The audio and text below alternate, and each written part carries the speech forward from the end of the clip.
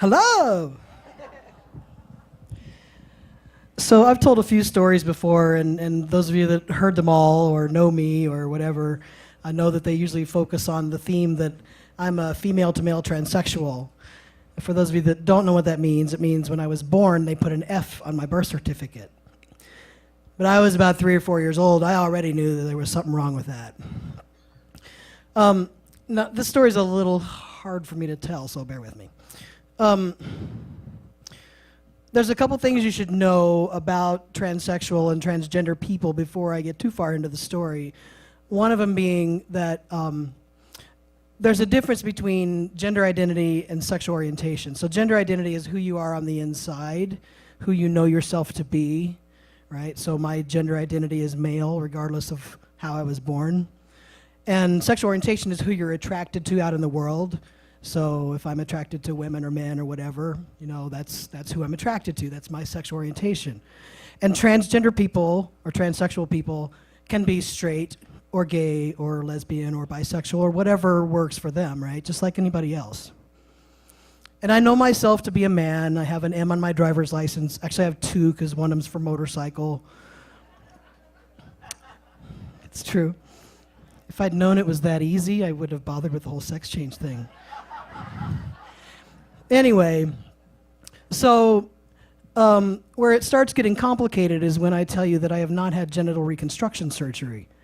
So you have this handsome furry face and receding hairline and, you know, typical obnoxious male personality and the standard issue, you know, male mid-40s beer belly and a vagina.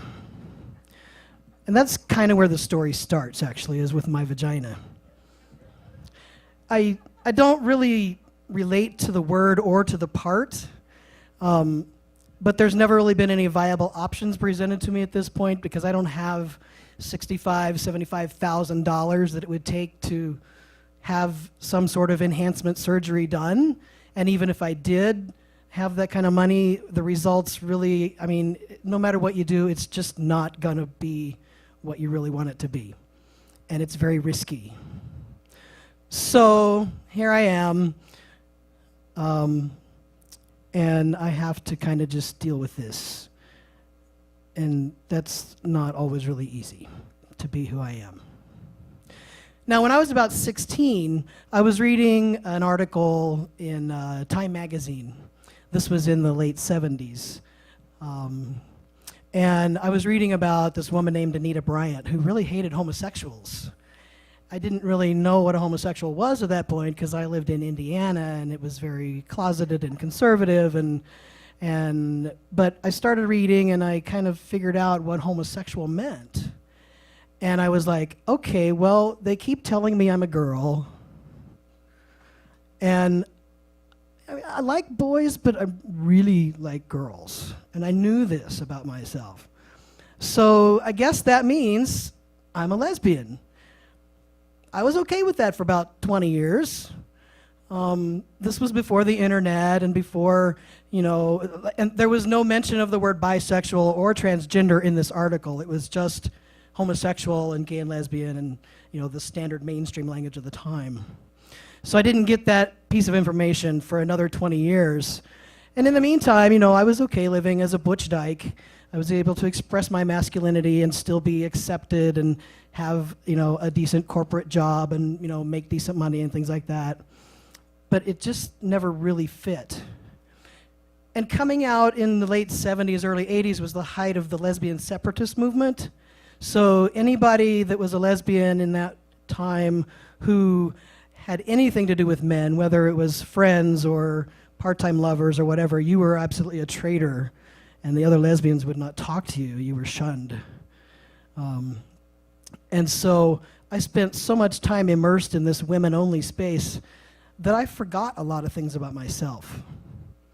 One of them being that my first 2 sexual experiences were about a week apart when I was 17. The first one was with a woman. The second one was with a man.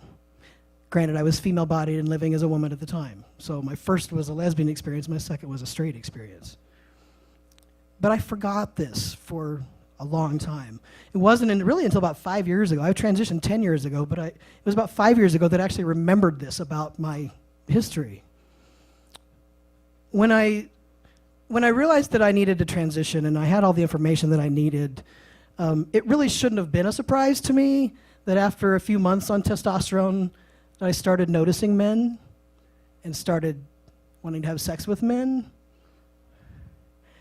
But it really did surprise me. I thought, oh, that'll never happen to me. I'd heard it happens to some guys, it never happened to me. I'm a big bad dyke. I've been in the lesbian movement, blah, blah, blah.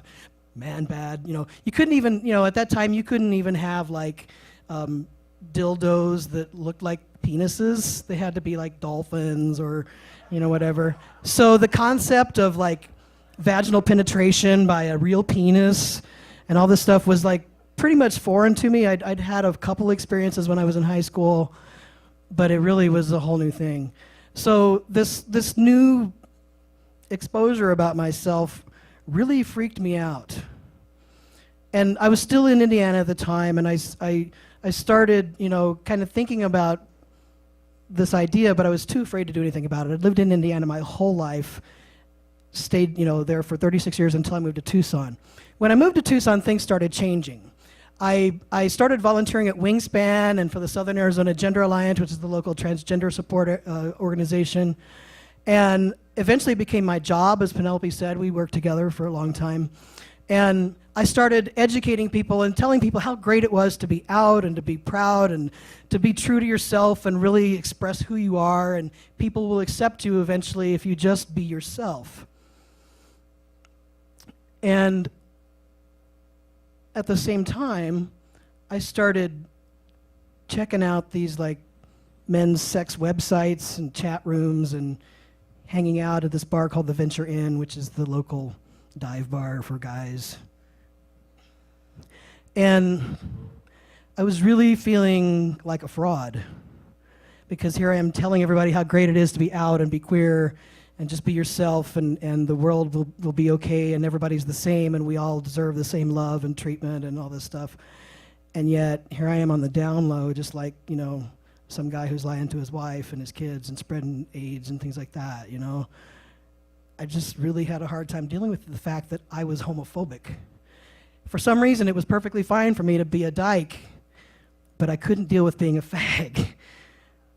And I was really, really, really, really having a struggle with that.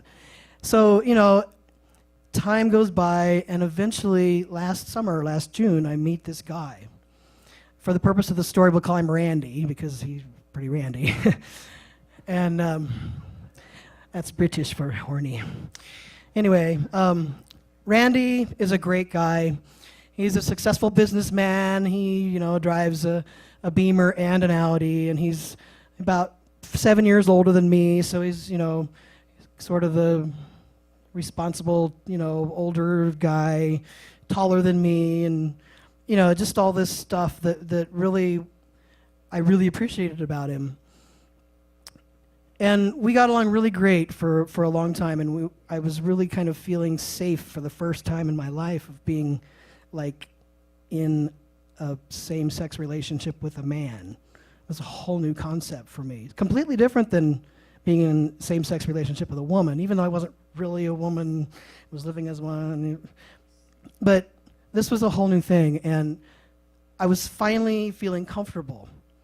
And in December, I went home for Christmas, and when I flew back, I asked him to pick me up at the airport and give me a ride home, and he did, and we stopped at Subway at Alvernon and Broadway for lunch on the way back, and he's telling me, I knew he was under a lot of stress, and his parents were having problems health-wise, and business was going crazy, and just like 10,000 things, and he was really, really struggling.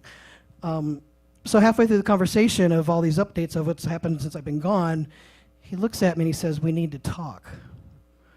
And I knew that couldn't be good because I thought we were already talking.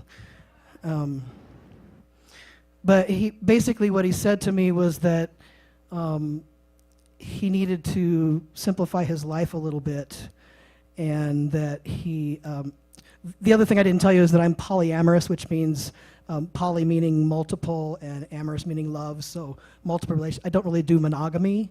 I know that about myself too from years of cheating and lying. You know, polyamorous really suits me better, and I know better than to say I'm monogamous when I know I'm not.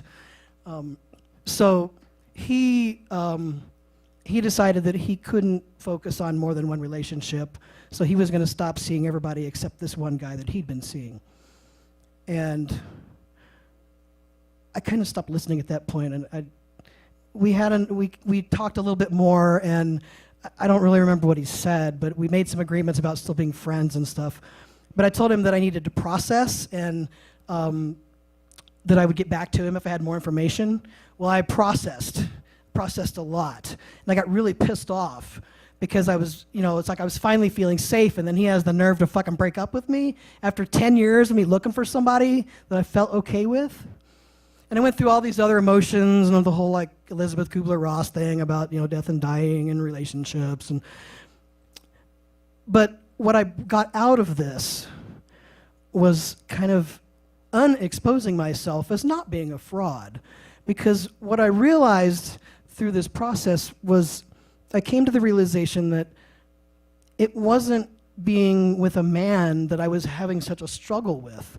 It was the fact that still today, 10 years later, my DNA screams at me and says, "You're not really a man. You're really still a woman."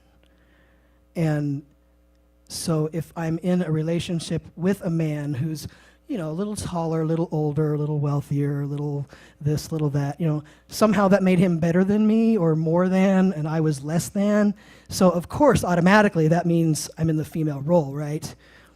So I guess my whole point of the story was really, I'm not a homophobe, thank God. I'm just a transphobe.